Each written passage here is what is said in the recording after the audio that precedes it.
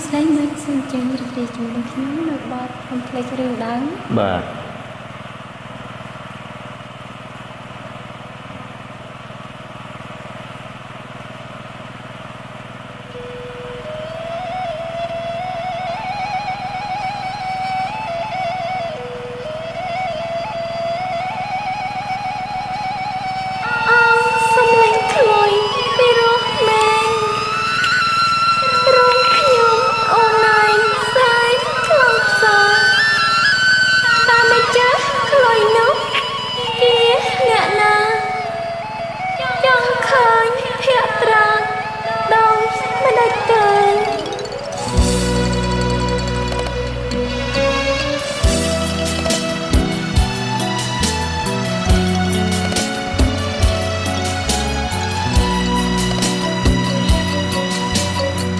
ចង់ឃើញចង់ស្គាល់បងមកដល់ហើ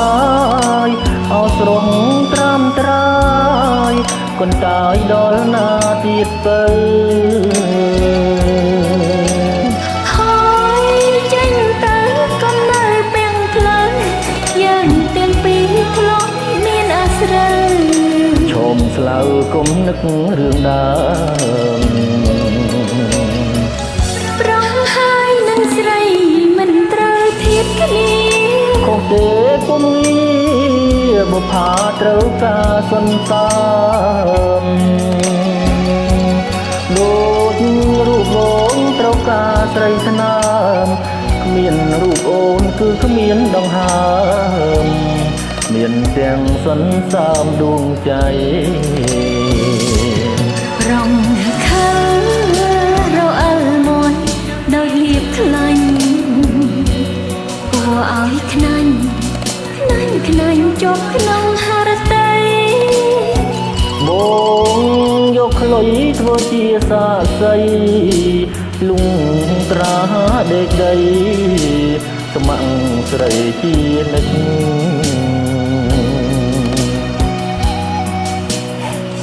បើស្ម័គ្រត្រូវស្មងបងកុំដោះដៃស្ម័គ្រអូនลูกស្រីយប់ថ្ងៃឥតមានបែកកិច្ចអូនស្គាល់មកបងសុំបុនតិចសុំស្រូបក្លិនមាសស្អិនដូចពេជ្រ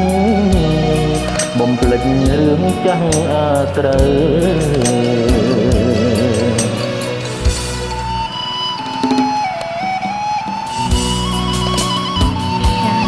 ជូនដល់មិត្តទាំងអស់គ្នាបាទតែធ្លាប់ច្រៀងជាមួយខ្ញុំមិនពីមុនមក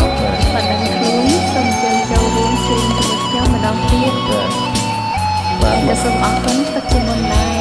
បាទក៏ត្រូវសូមប្រកាន់ណាខ្ញុំមិនសូវចេះច្រៀងទេកុំតន់ចង់ស្រោបណាស្រស់មាសឆ្អិនស្ដាប់អូនសិន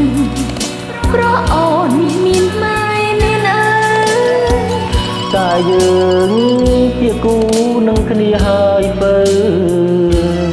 ចង់មកដេចអីលើស្រីប្រែដងដៃអូននឹងឃើញហើយអនុស្សាវរីយ៍កាលយើងទាំងពីរប្រឡងចំរៀងអាយ៉ៃអូនចាញ់បងត្រូវធ្វើប្តីបើនឹកឃើញកែវគុំសង្ស័យចាប់ដៃគ្នាសាងវាសនាចាប់ដៃគ្នាសាងវាសនាចាប់ដៃគ្នាសាងវាសនា